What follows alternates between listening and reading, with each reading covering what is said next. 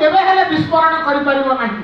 ता परवर्ती पर्याय देखिबा स्वाधीनता भारतवर्ष लाभ कला परे स्वाधीनता परवर्ती समय रे जतबेले आमे केउ भली भाबे केउ नीति निर्धारण करा जिवो केउ अनुसार भारतवर्ष परिचालना करा जिवो सेतिरे मध्य गणमाध्यम रे गोटे गुरुत्वपूर्ण भूमिका थिला।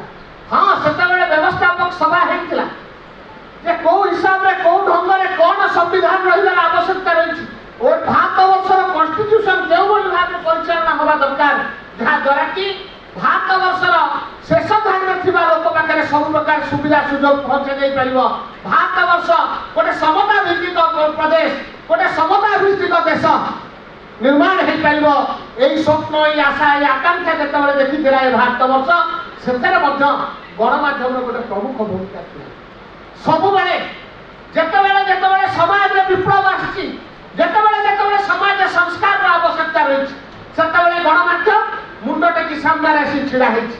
गोटे छटिया उदाहरण देबाकू चाहे आज ये पवित्र मंच रे उपस्थित थिबा समस्त व्यक्ति विशेष मानक सम्मुख रे जेतेबेले भारतवर्ष कंठरोध करबाकू चेष्टा करा गेला जेतेबेले अघोषित जरूरी कालीन जबरदस्ती भाव भारतवर्ष रे इम्पोज करा गेला सेतेबेले मध्य गणमाध्यम रे कंठरोध करा जाई पारि नथिला।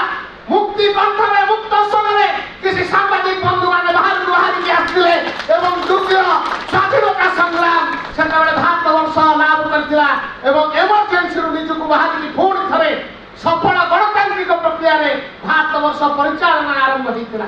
सेतेबेले मध्य गणमाध्यम गोटे प्रमुख भूमिका थिला। जेतेबेले आपण देखिबे 1977 मसिया कथा जदिरो आज युवपीढ़ी मानक पाखरे आम मानक पाखरे कथारे शुणिचु बहिरे पढ़िचु लोक मानकर अनुभव